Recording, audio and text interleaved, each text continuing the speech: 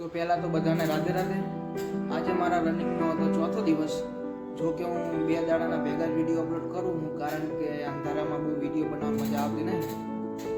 તો ડાયરેક્ટ તમને દેખાડી દઉં સ્ક્રીન ઉપર કે કેટલા વાગે ઉઠ્યા હતા, કેટલું રનિંગ થયું, અને મારે લગભગ 23 દાડા જ બાકી. તો જોઈએ આગળ શું થાય શું નહીં. મળીએ સ્ક્રીન ઉપર. તમે જોઈ શકો છો 12 રનિંગનો ત્રીજો દિવસ.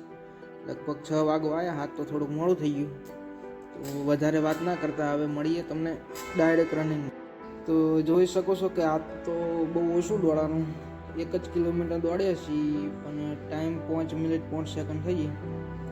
તો હવે કાલ કેટલું દોડાય, તો થોડીક કસરત બસરત કરી લઈએ. તો જોઈ લો.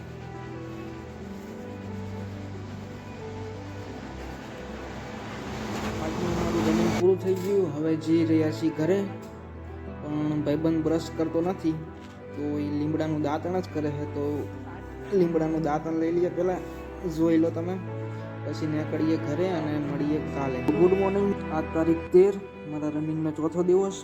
મેં પહેલાં જ કીધું હતું કે હું 2 દાડાના વિડીયો ભેગા અપલોડ કરું છું. તો આજ તો બહુ લાંબો વિડીયો થશે નહીં, તો ડાયરેક્ટ તમને બતાવી દઉં કે હું કેટલું દોડ્યો આજ. તો કે આજ તો 3 કિલોમીટરમાં ખાલી 50 મીટર જ બાકી છે.